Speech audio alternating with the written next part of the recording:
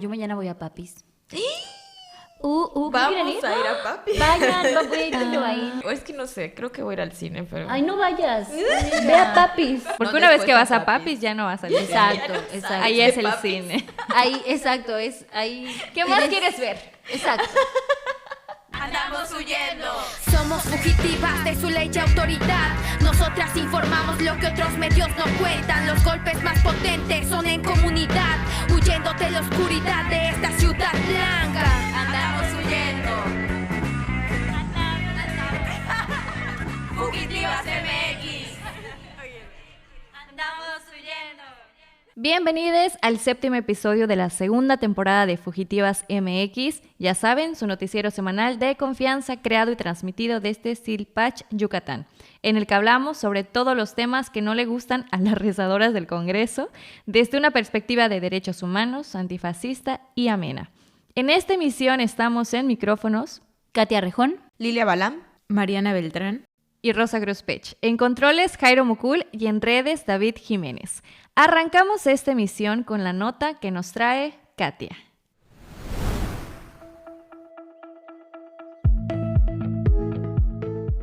Aunque en México el trabajo sexual no es un delito grave, en algunos estados sigue siendo criminalizado como una falta administrativa que se castiga con hasta 36 horas de arresto o una multa. Esto niega los derechos laborales de las personas que trabajan en el sector, ya sean espectáculos de sexo en vivo, masajes, table dance, striptease, acompañamiento, plataformas de venta de contenido erótico, sexo telefónico, entre otros. Por eso existen organizaciones que exigen un cambio en la ley que no criminalice a las trabajadoras sexuales. Una de esas organizaciones es Brigada Callejera Elisa Martínez, que lleva 28 años trabajando con mujeres cis y trans, acompañando legalmente, realizando jornadas de prevención de enfermedades de transmisión sexual y promoviendo la movilización comunitaria contra la explotación laboral en la Ciudad de México. Como saben, los derechos de las trabajadoras sexuales han sido entorpecidos por la mochez de la gente persinada, del gobierno, de la opinión pública, de los policías y también de la parte prohibicionista del movimiento feminista, y de la incapacidad que tienen algunas personas de separar la trata del trabajo sexual. Por un lado, la trata es el delito de reclutar bajo coerción, violencia o engaños para explotar a las personas sexualmente. Pero el trabajo sexual implica un consenso entre dos personas adultas, siendo una de ellas prestadora de un servicio por el que recibe un pago justo. La trata de personas sí está prohibida en el Código Penal Federal de México desde 2007. Sin embargo, es demasiado ambigua y actualmente se utiliza para criminalizar a las mismas trabajadoras sexuales, acusándolas de tratantes o considerándolas víctimas de trata. Esto es especialmente peligroso para las mujeres migrantes trabajadoras sexuales, pues al considerarlas en una posición de vulnerabilidad, las regresan a sus países de donde salieron en primer lugar por desplazamiento forzado. En un informe de la Alianza Global, la Brigada Callejera hizo entrevistas a trabajadoras sexuales y confirmaron que quieren el fin de los abusos de la industria, pero no de la industria misma, que es su sustento. Y por eso es urgente legislar. Escuchemos a Arlen Palestina, abogada de Brigada Callejera. Tendrían que hacer iniciativas de ley para que se reglamentara de manera particular o exclusiva el trabajo sexual. En el 2019 se lanzaron 5 iniciativas de ley, una de la sociedad civil y las 4 más de diferentes partidos políticos, la cual destacó la del diputado Temístocles Villanueva, con muchos errores de fondo. Nos solicitaron darle una lectura, la modificamos totalmente toda vez que hablaba sobre el control sanitario de vuelta, el pago de impuestos y mezclaba el término de trata de personas con trabajo sexual. Frenó y entonces, pues no ha avanzado mayor tema con el trabajo sexual. Por supuesto que urge regularlo. Brigada Callejera calcula que hay 600,000 trabajadoras sexuales en México. La mayoría son mujeres cis, pero también hay hombres y mujeres trans, mexicanas, inmigrantes de Colombia, Venezuela, Argentina y Cuba. La regularización del trabajo sexual permitiría que estas personas tuvieran protecciones legales, derechos a la salud sexual y reproductiva, a la vivienda, a la alimentación y la creación de sindicatos. Estar en contra del reconocimiento del trabajo sexual es estar a favor del clandestinaje y la negación de todos estos derechos. Yo tengo muchas dudas sobre este tema. siempre ha sido un poco confuso, ¿no? Cuando alguien viene y te pregunta, ¿tú estás a favor o en contra del trabajo sexual, ¿no? Creo que también es como que intentar polarizar un tema muy complicado, sobre todo porque como que no hay este contraste, ¿no? Entre lo que es trata y lo que es trabajo sexual, que definitivamente tiene muchos matices y que creo que es un tema muy delicado. Creo que hay muchas diferencias entre quien maneja, por ejemplo, los recursos, entre si una persona es obligada, que al menos por lo poco que yo he platicado con trabajadoras sexuales, pues de alguna forma se ven pues obligadas por las circunstancias, pero no obligadas por un tercero, ¿no? Que en este caso sí sería trata de personas. Entonces creo que a veces la gente se cuelga de eso también para prohibir el trabajo sexual, que finalmente representa un ingreso para algunas familias, literalmente, ¿no? Son mujeres que están manteniendo hijos, hijas o a sus padres, madres, etcétera. Entonces, pues es un tema que yo creo que hay que tratar con pinzas, ¿no? Realmente me es muy complicado a veces también delimitar ese asunto. Lo que sí creo es que pues finalmente son personas que están ejerciendo una labor y que definitivamente sus derechos tienen que ser protegidos, y también creo que son en su mayoría personas que tienen ya varias condiciones de vulnerabilidad, lo cual implicaría que se tienen que tomar varias medidas para que no se les sigan violentando sus derechos, ¿no? A mí me quedó claro el pensar el trabajo sexual como un trabajo cuando me pusieron de ejemplo o me lo explicaron pensando en el trabajo de las trabajadoras del hogar, ¿no? Ese trabajo también, el trabajo de doméstico, el trabajo del hogar, también tiene una implicación de género y también está basado y en una desigualdad, ¿no? Pero no vemos a grupos de personas organizadas diciendo que hay que abolir el trabajo doméstico y el trabajo del hogar, ¿no? Y precisamente la diferencia es que el trabajo sexual tiene que ver con eso, con sexo, ¿no? Con lo erótico, con el intercambio de cuerpos, ¿no?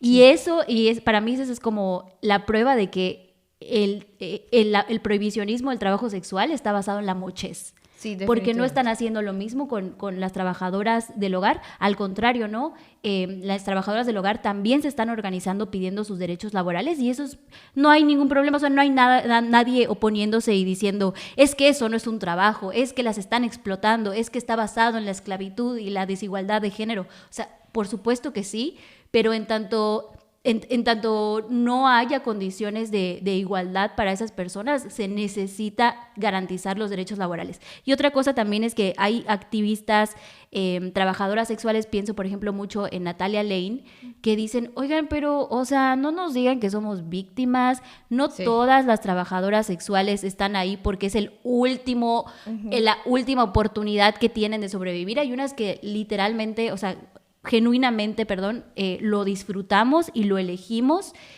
por sobre otras cosas que preferimos no hacer, ¿no? Entonces, tampoco nos vean con esa condescendencia de decir, ay, estamos aquí porque no hay otra cosa que podamos hacer, o sea, no. Por eso hay que sacarnos la mochez del siento cuerpo. Que muchas veces cuando las personas, las abolicionistas sobre todo, te ponen este tema, es como que, estás a favor del trabajo sexual, entonces estás a favor de la fetichización de los cuerpos. Del patriarcado. Claro, del patriarcado. Eres una, ¿cómo te dicen? Come penes, no me acuerdo cómo es la adorapitos. Adorafalos, ¿no? Esa onda. Sí soy.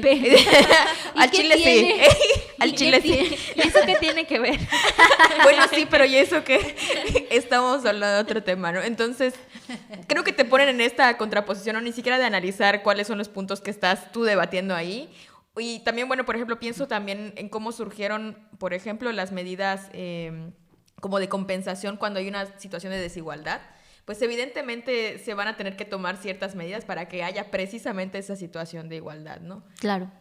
Pues justamente la autora Marta Nussbaum dice, en lo que comentas, Katy, que las personas ganamos dinero haciendo diferentes actividades con nuestro cuerpo, y eso lo único que nos deja ver es que principalmente es la moral que sigue impregnada en muchas partes de nuestra sociedad y nuestra vida, la que ve de esa mala manera el trabajo sexual, por un lado, y por el otro lado también esas medidas de intentar regularizarlo no son indirectamente por garantizar los derechos humanos de las personas trabajadoras, ¿no? Muchas veces la regularización, o desde su primera creación, que viene más como de imaginario sobre la higiene, sobre el cuidado en las enfermedades de transmisión sexual, siempre vienen pensadas en los clientes, ¿no? O sea, en las personas que van a pedir el servicio. y nunca enfocadas en cómo garantizar los derechos de estas personas que por elección han querido ser trabajadoras sexuales o por la situación de vulnerabilidad en la cual se encuentra. Y creo que por eso es muy importante que cuando se intenta hablar de ese tema, como en Fugitivas ahora, se busque escuchar las voces de las personas que están en esos espacios, porque es muy fácil el empezar a estigmatizar, ¿no? Ya existe ese estigma que va muy ligado a son mujeres trabajadoras sexuales, entonces son mujeres sucias, son mujeres con enfermedades, son mujeres que les gusta tener el sexo en todo momento, ¿no? Y se empieza a crear toda esta visión sobre el trabajo sexual que de repente nos nubla la visión para poder ver, bueno, qué está pasando, porque esas personas están eligiendo, es una elección, nos queda garantizar cada cuerpo, cada decisión, ¿no? Y yo creo que ahorita hay una discusión sobre si se debe o no regular, ¿no?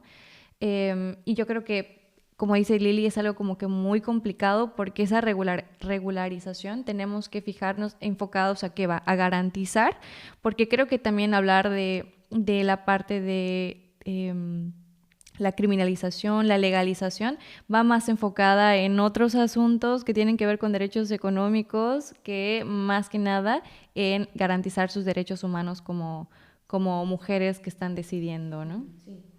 Yo la neta digo que arriba ser puta, arriba el trabajo sexual y arriba poder hacer uso de tu cuerpo como te plazca. Creo que, coincido mucho con ustedes en varias cosas que dicen.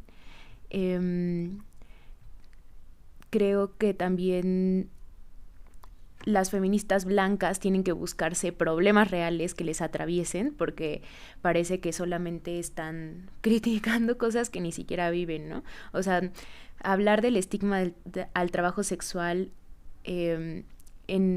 para las feministas blancas creo que en realidad muchas veces se reduce a la incomodidad que muchas de ellas sienten por ver un pene o una vulva publicada en redes sociales, ¿no? O a personas teniendo sexo y también pidiendo que se les censure, ¿no?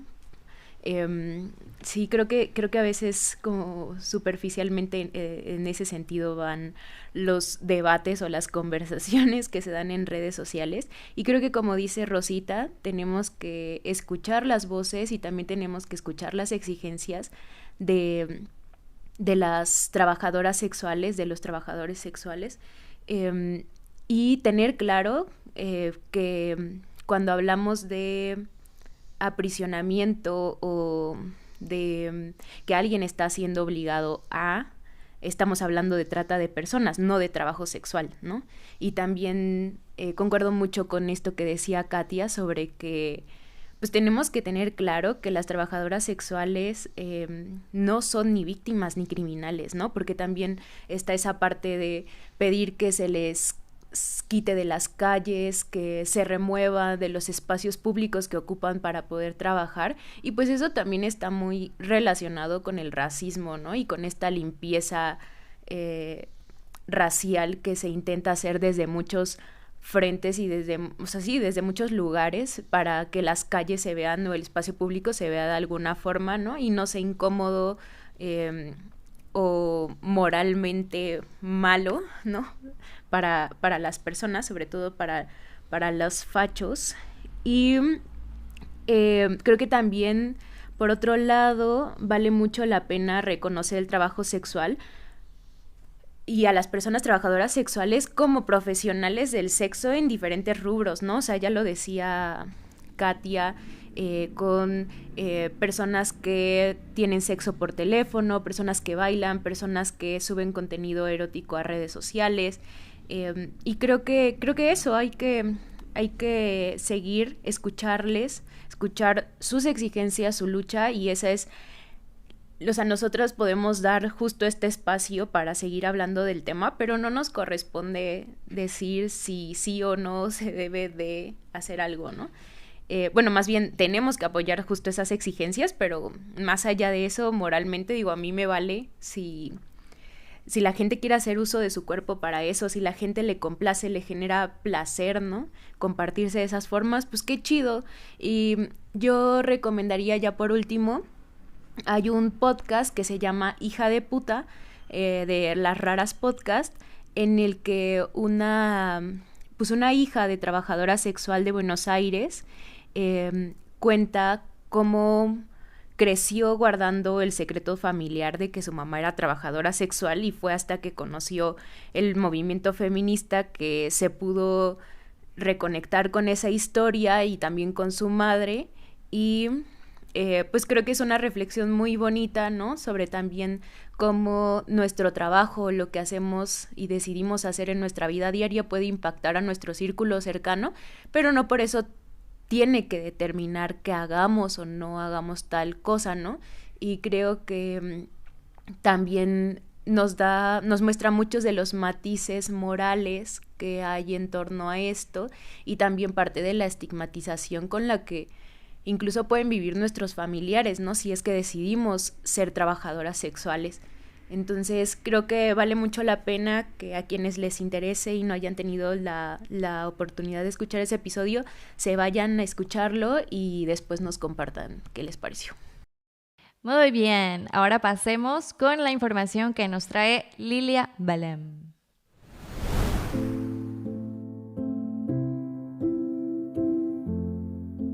Haciendo el trabajo sexual pasé muchísimas violaciones sobre mis derechos, que ahorita poco a poco se van siendo visibles. Estuve privada de mi libertad por horas porque existían lo que son los operativos en la cual me detenían, y no solo a mí, a todas las chicas que ejercían el trabajo sexual en ese momento. Los mismos policías a veces nos violaban, nos quitaban nuestro dinero, no nos decían por qué ni nada, solamente ellos se bajaban, nos veían, nos detenían, nos esposaban y nos subían. Dorian Herrera ejerce el trabajo sexual desde los 9 años, edad a la que se escapó de su casa por el maltrato que ejercían contra ella por su expresión de género, su familia, compañeros de clase y docentes. Aunque siempre enfrentó violencia y abuso por parte de la policía, temió que ésta se recrudeciera con la reforma realizada al Reglamento de Policía y Buen Gobierno del municipio de Mérida el 14 de septiembre del 2019, en la que se prohibía el trabajo sexual en la vía pública. Por eso, se unió a otras trabajadoras sexuales trans y con la asesoría de la Asociación Civil UNACE y el abogado Jorge Fernández, presentaron una demanda de amparo ese año para protegerse de violaciones a sus derechos y modificar esa norma discriminatoria. Pero nadie hizo caso. Un año después, los policías usaron la contingencia por COVID-19 como pretexto para agredir a esas mujeres. Katia Celis, quien tiene 16 años como trabajadora sexual y durante la pandemia ejercía en el centro de Mérida, nos contó. Nos corrían bien feo ahí del centro y por todo nos levantaban los policías. Y las veces nos llevaban, nos trataban muy mal. A ver, me estaban esperando mis hijos o contrataban una niñera y me llevaban, porque me llevaban pues por castigo 24 horas que por disturbio, algo así, aunque no estuviera tomada ni nada. Pues mi familia no sabía nada, tenían que ir a preguntarle de casualidad estoy allá, llevarme algo, y ellos se quedaban a veces sin comer, porque pues yo iba y traía la comida. Nosotros, la mayoría de nosotros vivimos al día. En agosto de 2020, trabajadoras sexuales del centro de Mérida presentaron una nueva demanda de amparo contra el reglamento discriminatorio. En mayo y septiembre de 2021, el Tribunal Colegiado en Materia Civil y Administrativa dio la razón a las mujeres y declaró inconstitucional la prohibición del trabajo sexual en la vía pública. Aunque en diciembre de 2022 se logró eliminar esa normativa, trabajadoras y defensoras de derechos están de acuerdo en que todavía falta mucho para que laboren en condiciones dignas. Lo señala la abogada de UNACE, Amelia Ojeda. Eso es algo que tendría que hacer el Estado, por un lado, hacer estas modificaciones, eliminar todo aquello que sea discriminatorio, que exponga a las personas a la vulneración de sus derechos humanos, pero también a lo mejor ofertar algún tipo de programas que sea voluntario, porque también debemos tomar en cuenta de que decimos no al trabajo sexual, pero tampoco damos alternativas reales donde estas mujeres puedan tener unos ingresos suficientes. ¿Cómo ven esta noticia, amigas? Oye, pero ven acá. Voy. ¿En qué va esa nota? O sea, ¿en qué va como la demanda de amparo? ¿Está parada? ¿Qué pedo? No, pues ya, ellas ganaron con lo de la resolución del tribunal en mayo y septiembre del 2021. Fue hasta 2022, en diciembre del 2022, cuando ya se modificó el reglamento. Pero no se está cumpliendo. Pues la situación es que ya no levantan y más bien no las levantan, digamos, cuando están ejerciendo en la vía pública porque pues los policías no saben qué pedo, ¿no? Con el amparo, básicamente. Pero pues obviamente siguen siendo víctimas de acoso, incluso por parte de la gente que pasa por la calle, ¿no? Uh-huh. De hecho, me platicaba Dorian que justo ese es como que el asunto, ¿no? Si sigue el estigma hacia el trabajo sexual, lo que hace es trascender, ¿no? Ya no solo el Estado el que les está agrediendo, Claro. sino que también la ciudadanía se siente con el derecho de decir, tú no tienes derechos, ¿no? Entonces te voy a tratar como se me venga en gana. Dice que ellas han sido víctimas de acoso por parte de la ciudadanía, les tiran cosas, ¿no? Huevos, naranjas, Mira. gente que está pasando, la gente que está en sus autos les dice cosas. Creo que lo hemos visto todas, ¿no? Cuando hemos pasado, por ejemplo, por la Itzaes, ¿no? Que sabemos por que la es un punto. 58. Exacto, por la 58, por la Canec. Entonces, ese es el asunto con esto, que va trascendiendo a lo que el Estado hace y la ciudadanía se apropia de ese discurso y lo replica y evidentemente también ejerce violencia contra ellas, como lo que mencionabas igual, Katy, ¿no? Que finalmente, por ejemplo, los clientes o la gente que las ve de manera frecuente se creen en el derecho, por ejemplo, de violarlas porque piensan que, pues para eso están, ¿no? Y cuando pues, Claro. evidentemente eso no es así. No, Son- que te gusta, ¿no? O sea, Exactamente, ¿no? Pues, ¿cuál va a ser el problema, no? No te vas a negar, ¿no? Y seguramente eso vas a querer, ¿no? Porque tú trabajas de esto, ¿no? Entonces, sí es básicamente como que obviamente se les violentan los derechos, pero también ya la ciudadanía empieza a apropiarse de este discurso. Sí, creo que por eso es importante empezar a llamarlo como tal trabajo sexual, ¿no? Y dejar de usar la palabra prostitución, Sí. que mucho tiempo sigue cargando con ese estigma donde la gente siente que no son personas, que no tienen derechos, que pueden usarlas de cualquier manera y que no solo hay un abuso físico, sexual, sino hemos visto que también esto ha generado en asesinatos de las trabajadoras sexuales, ¿no? Y que hay un silencio absoluto de la gente porque dice, claro, se lo merece, claro, porque estaba en la calle. Exacto. Y deja de un lado todo lo que hay atrás del trabajo sexual, ¿no? Cuando empezamos a hablar de trabajo como tales, necesitan que se garanticen sus derechos, ¿no? Que se vea como tal que ellas tienen que poner en sus límites, ellas pueden ofrecer y decir con quién sí, con quién no, cuándo sí, cuándo no, porque una de las diferencias es precisamente eso, el consentimiento, ¿no? Incluso cuando ellas han sido víctimas de delitos sexuales y dicen, no, pues es que para eso están, no, hay un consentimiento, hay un intercambio donde se deja muy claro que ellas están accediendo, sí, por un intercambio económico y cuando no. Entonces creo que eso es como lo importante de empezar a nombrarlo porque al día de hoy sigue existiendo la palabra prostitución, incluso como un insulto hacia otra persona, y creo que esos son los paradigmas que nos toca también como sociedad, ¿no? Todos tenemos como que algo que hacer, a las autoridades hacer su trabajo, ¿no? A nosotras como sociedad pues precisamente dejar esa visión, tan conservadora que hay en el estado de Yucatán, porque hasta los mismos hombres que andan criticando son los primeros que están ahí, ¿no? Los propios policías, los propios funcionarios, ¿no? No, y lo mismo que relataban también Dorian y Katia era precisamente esto, ¿no? Que también eran víctimas de esos delitos por parte no solo de las personas que pasan por ahí, también los mismos policías son los primeros que también delinquen, ¿no? De alguna forma. Y ahí ves que no nada más es cambiar una cosa en la ley o que se cambie algo en papel, sino que se necesitan pues políticas públicas para que esto pueda tomar vida y se pueda apropiar también, tanto de las autoridades que, de entrada tendrían que saber qué es lo que pasa con el amparo y cuáles son sus acciones a partir de ese momento, como de la misma ciudadanía, ¿no? Como bien decía Rosita, estaba recordando que hace años se hizo una exposición y un libro con bordados de Elena Martínez Bolio y también pinturas de Gabriel Ramírez, se llama Las mujeres decentes de la 58, que fue una exposición con las historias de varias mujeres que trabajaban en la 58. También hay un libro que está muy, muy interesante porque pues es eso, ¿no? Son ellas de viva voz, como en primera persona hablando de sus vidas, de las cosas buenas, de su trabajo, de las cosas malas, de por qué lo hacen, de cómo llegaron ahí. Y también como, es un libro que se publicó hace muchos años, que estaría bueno como darle como una revisada a la edición, porque pues ya ahora sabemos un poco más sobre el tema de las trabajadoras sexuales, gracias a que las trabajadoras sexuales lo han explicado, ¿no? Se han dado como la tarea, se han tomado la molestia de organizarse y decir, no nos llamen prostitutas, no nos llamen sexoservidoras, no nos digan que somos víctimas, o sea, como de rectificar este tipo de narrativas. Pero creo que es un buen lugar como para acercarnos de una manera como más sensibles o más abiertas a lo que son o cómo son las mujeres trabajadoras sexuales en Yucatán y en específico de la 58. Creo que es parte de una historia de la ciudad, de de la población y de esta comunidad en específico. Lo que quería también ejemplificar con esta nota es como que el ciclo, ¿no? Como la sociedad mocha permeó hasta que en el reglamento se prohibiera el trabajo sexual textualmente, porque ahí estaba en el reglamento en 2019, ni siquiera tiene mucho. Cómo las trabajadoras sexuales trans se unieron temiendo que esto recrudeciera la violencia que ya había contra ellas en este panorama de que el trabajo sexual está súper estigmatizado, de que también las personas trans pues sufren de distintas vulneraciones a sus derechos o son blanco de distintas vulneraciones.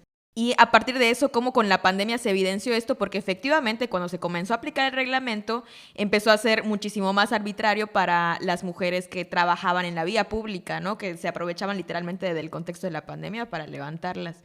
Y entonces ellas también se organizaron. En este caso, tú mencionabas, Katia, las de la 58. En este caso son las mujeres que trabajaban en la calle 69 por 52 y 54. Y justamente también son como que puntos que ya conocemos en la ciudad, que son como que los destinados a este tipo de trabajo. Y entonces estas chicas también se organizaron, metieron otro amparo, y es así que con 2 amparos logran que este reglamento vaya para atrás, que también se tomaron su tiempo las autoridades, porque no creo que les lleve tanto, digamos, eliminar una partecita, literalmente un fragmentito del reglamento, ¿no? Y ellos, uy, no. Joven. Hay un texto de la doctora Guadalupe Ríos de la Torre, donde dice que la tolerancia hacia la prostitución, ahora llamamos trabajo sexual, pero en ese momento en México se dio hasta el siglo XIX, cuando Aquiles Bassaine, que era el mariscal francés al frente del ejército invasor, promulgó el 17 de febrero de 1865 un reglamento sobre pretexto de proteger la salud de sus soldados durante la guerra de intervención.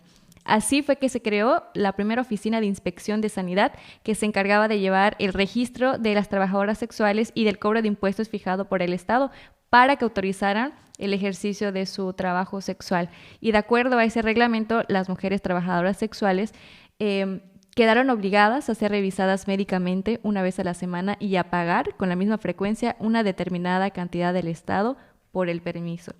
O sea, incluso su primera regulación fue precisamente para proteger más que a ellas, sino a las personas que les estaban brindando el servicio, y que este reglamento se modificó en 1871, que fue cuando se autorizó que la policía pueda encarcelar a las trabajadoras sexuales que no cumplieran con esta cuota.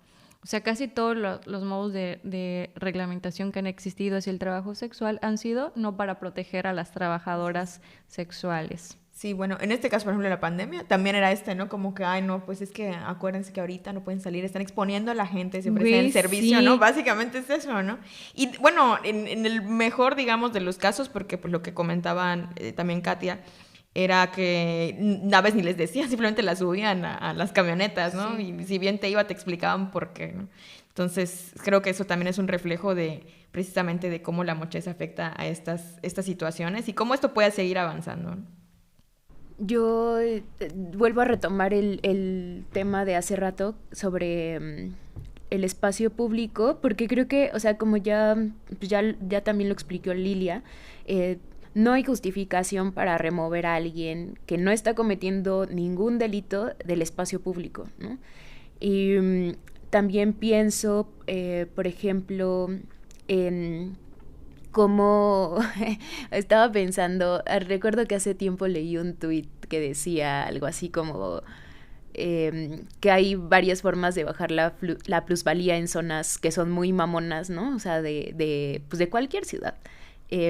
Y una de esas ideas era primero sentarse en una banqueta con una bocina, con chela sin alcohol y tabaco con flores roladas en forma de blond, o también ir muy putonas con el culo al aire a pararse en una esquina y preguntar si alguien quiere la caricia, ¿no?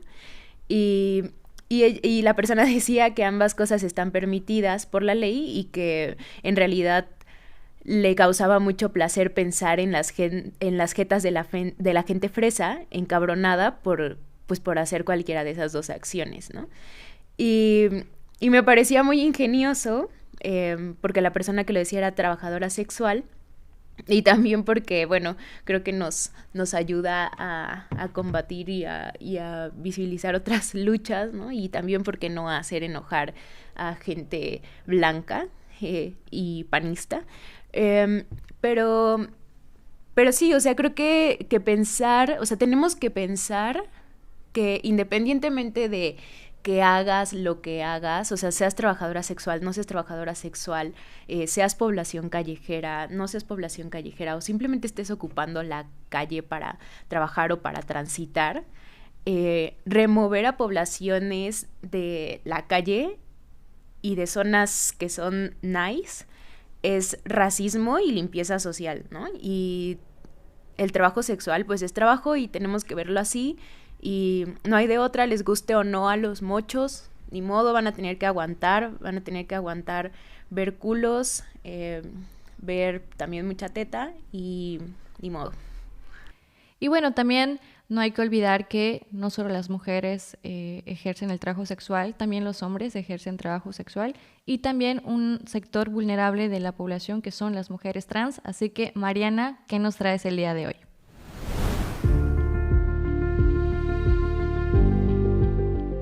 Cerramos el programa de hoy con una historia de cariño para honrar la vida de las mujeres trans que han sido asesinadas o que han muerto por violencia estructural.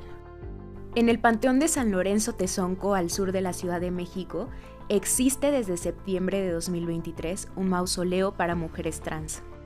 El día de su inauguración, Kenia Cuevas, mujer trans, trabajadora sexual y fundadora de la Casa de las Muñecas Tiresias, dio un emotivo discurso en el que recordó cómo fue estar por primera vez en ese mausoleo, que en realidad era una promesa a su amiga Paola Buenrostro, trabajadora sexual asesinada en septiembre de 2016. Hace 3 días pasé por aquí y decidí venir en un momento a solas, porque me lo debía. Un momento a solas para disfrutar un momento, este gran logro y esta gran oportunidad que tenemos ahora las personas trans. Y recuerdo que me senté en las escaleras, obvio no tenía las llaves porque hasta hoy fue la entrega, pero al ver por los vidrios, al sentarme ahí, fue una descarga de emociones. Fue un momento de decir, estoy tranquila, estoy en paz, porque estoy cumpliendo con esa promesa que le hice hace 7 años a Paola, que está aquí enfrente. De verdad, me siento tranquila, Paola, hermana, a donde quiera que estés. Muchas gracias. Gracias porque a través de tu nombre hemos logrado abrir una brecha importante en la historia de la comunidad trans. Hemos logrado dar visibilidad y también hemos logrado dar justicia a mujeres trans. Una vez más, un aplauso a Paola, por favor.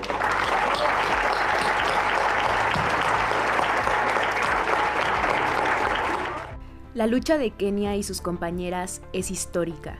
Y digo histórica porque, como ella dijo, está atravesada por la desesperación, la desigualdad y la discriminación.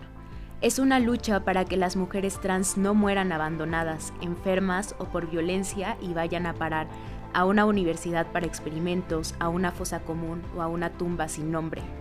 A raíz de este asesinato en el 2016 me dediqué a ir rescatando poco a poco cuerpos de mujeres trans que morían en contextos de abandono, de vulnerabilidad, ¿no? Inclusive transfeminicidios, y cuando no tenían y contaban con familia biológica.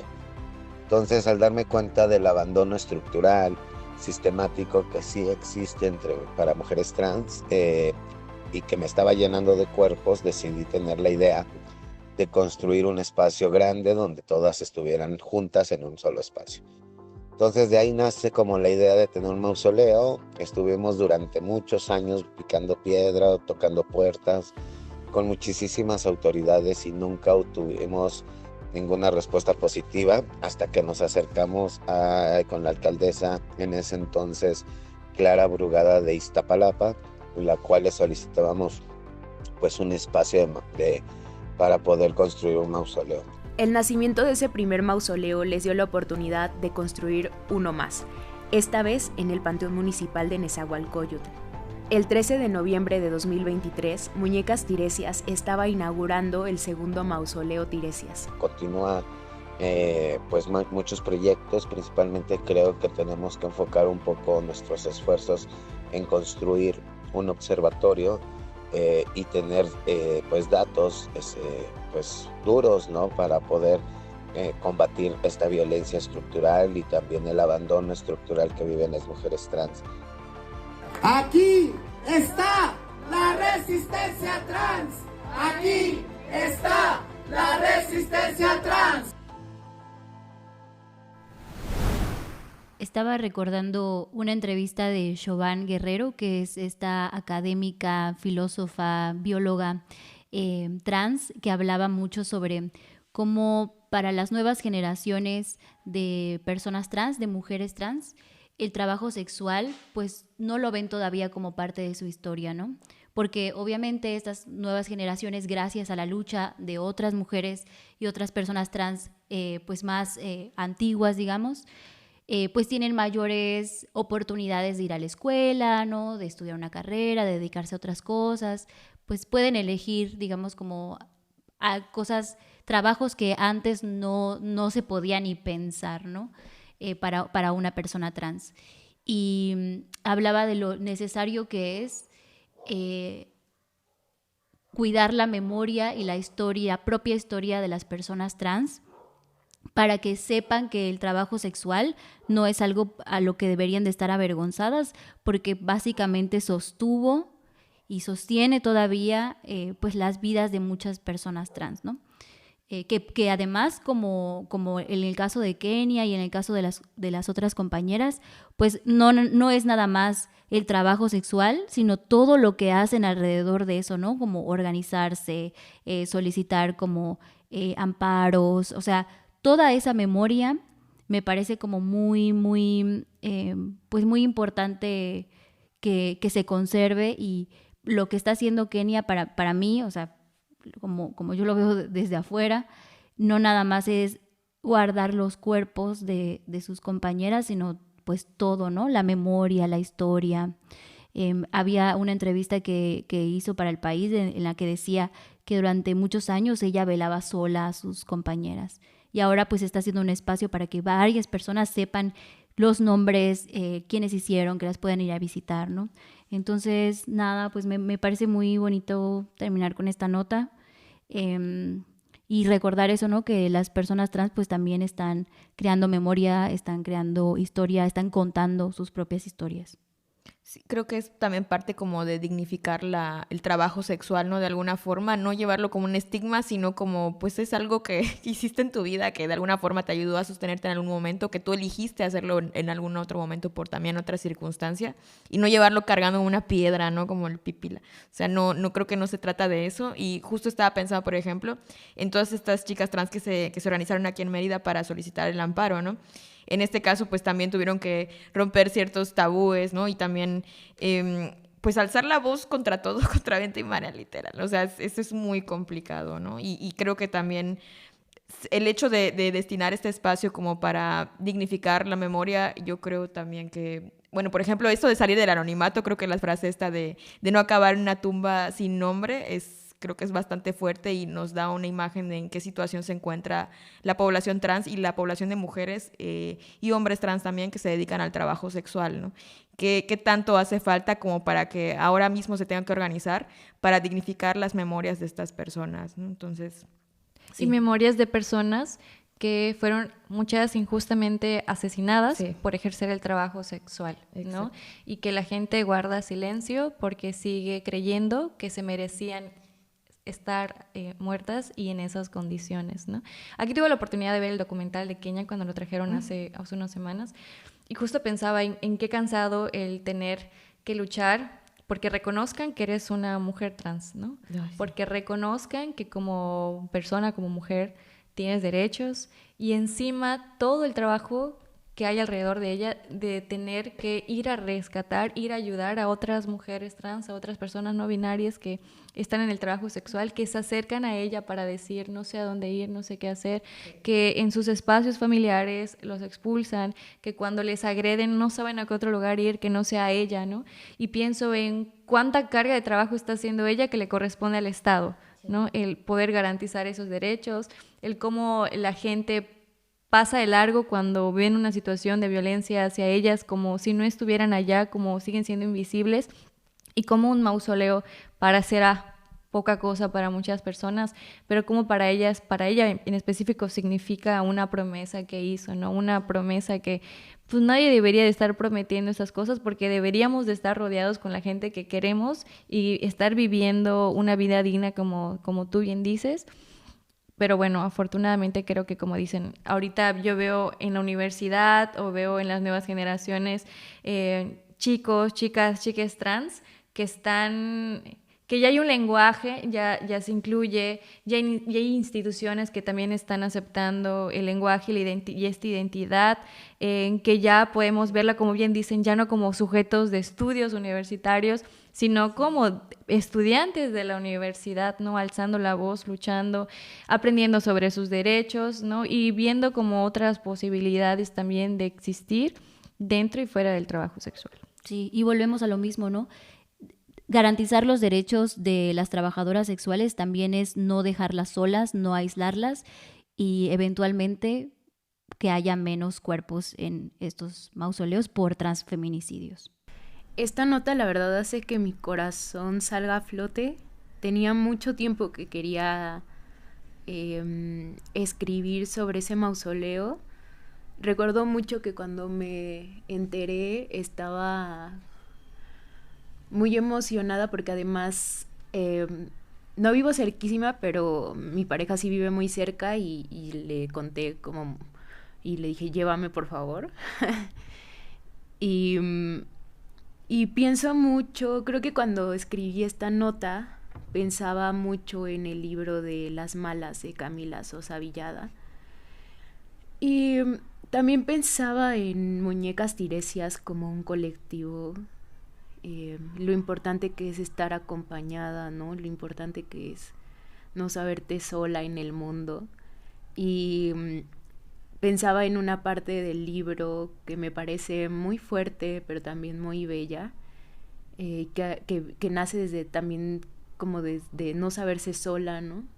Que dice que en esa casa hasta la muerte puede ser bella, ¿no? Y pensaba justo en lo importante que es pertenecer a un colectivo así, saber que es tu familia, ¿no? Porque que también convierte de alguna forma esto en una cosa de memoria, ¿no? Como decía Katia. También pensaba en otro extracto del libro que me parece muy fuerte, que dice que si alguien quisiera hacer una lectura de nuestra patria, de esta patria por la que hemos jurado morir en cada himno, esta patria que se ha llevado vidas de jóvenes en sus guerras, esta patria que ha enterrado a gente en campos de concentración, si alguien quisiera hacer un registro exacto de toda esa mierda, entonces debería de ver el cuerpo de la tía Encarna, porque eso somos como país, también el daño sin tregua al cuerpo de las travestis, ¿no? La huella dejada en determinados cuerpos de manera injusta, azarosa y evitable, esa huella de odio. Y creo que lo pienso mucho, lo pensaba mucho cuando hacía la nota sobre el mausoleo, porque no podemos olvidar que las mujeres trans tienen una esperanza de vida que va de los 35 a los 40 años, de acuerdo con la Comisión Interamericana de Derechos Humanos. Y creo que hay que escucharlas, o sea, yo ya me quiero callar porque simplemente, pues sí, creo que esa es lo que nos toca, ¿no? Y ya. Con esto concluimos esta emisión de Fugitivas MX, podcast informativo desde el sureste de México para el mundo. Si les gustó, ya saben, síganos en Instagram, Twitter, Facebook y TikTok como Fugitivas MX y también pueden encontrar al equipo como @nefelibataforever en Twitter, Insta y TikTok. A mí pueden seguir mi trabajo en las cuentas de Fugitivas y en @memorias de nómada. M4R Volcán o Mar Volcán en todos lados. A mí como @rosacruzpech en todas las redes sociales. También pueden seguir a @fr_toledo en Instagram y @fr_toledo99 en Twitter. Agradecemos a Jairo Mucul de Pata de Perro Films y David Jiménez tras bambalinas. Antes de irte, pícale al botón de seguir en Spotify, suscríbete a nuestro canal de YouTube e inclúyete nuestra chisma en nuestro canal de WhatsApp. Nos vemos en la próxima semana y no olviden huir de la mochez.